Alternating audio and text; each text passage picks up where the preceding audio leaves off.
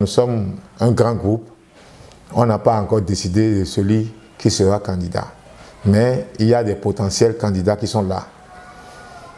Des potentiels candidats qu'on pourra choisir à tout moment pour aller à ces élections. Donc nous devons aujourd'hui remettre le football dans la main des entraîneurs. Il y aura des directeurs départementaux qui vont pouvoir gérer les clubs des catégories d'âge à leur niveau, atteindre que le championnat de catégorie d'âge serait effectif. Et on aura les anciens joueurs qu'on va former pour qu'ils puissent intervenir dans toutes nos contrées. De Craquer jusqu'à Malanville, si un Béninois a la chance de venir en équipe nationale, il viendra à l'équipe nationale sans parrain. En plus de ça, nous allons parler avec nos arbitres. Nous avons de bons arbitres, mais ils ont rendu dingue nos arbitres. Avec 5 bouteilles de bière, on dénote carrément le match. Vous marquez un but, on vous refuse. Je vous dis, un jour j'étais au terrain, un gardien est sorti de sa cage pour empêcher un but. Comme l'arbitre, c'est le match qui veut gagner là. L'arbitre a dit jouer. Je me suis dit, c'est pas normal. Nous devons remettre les arbitres à leur place. Ils sont là pour juger un match. Parce qu'il faut sauvegarder les investissements des équipes, des présidents de club. Avant que tu viennes jouer, les présidents font des investissements. Prenez quelqu'un qui quitte le Nord pour venir jouer à Porto-Novo. Il a déjà dépensé plus de 700 000 de transport aller-retour. Les enfants vont se loger, ils vont manger, ils vont faire tout avant de se retourner. C'est un investissement qu'il faut sauvegarder. S'ils jouent bien, il faut qu'ils gagnent leur match et qu'ils s'en vont.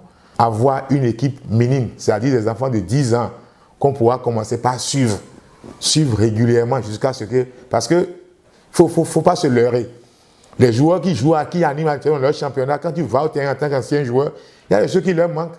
Il y a des choses qui leur manquent. Moi, je vais au terrain à un moment donné, je ne vois pas un seul tir en 90 minutes. Je vais au terrain, je ne vois pas le spectacle. L'être motif aujourd'hui, c'est de former beaucoup de ces entraîneurs pour que le football renaisse au Bénin. Nous sommes capables. Nous sommes capables.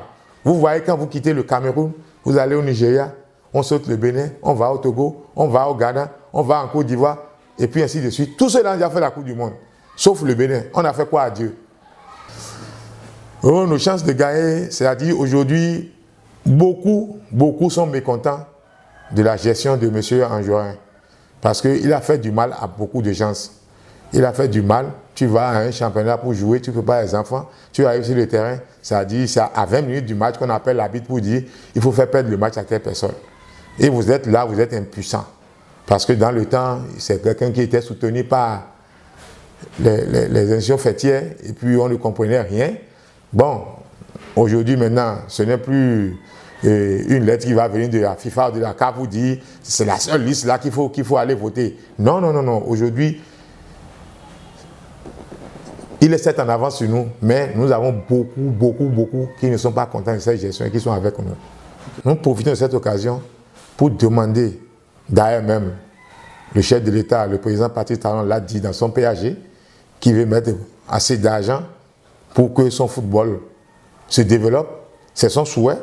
Et quand vous voyez déjà qu'il a commencé par faire le plan de construire près de 30 stades, ça veut dire qu'il a de l'ambition pour le football. Nous le remercions et nous souhaitons vivement, quand on va prendre cette fédération, qu'il puisse nous aider.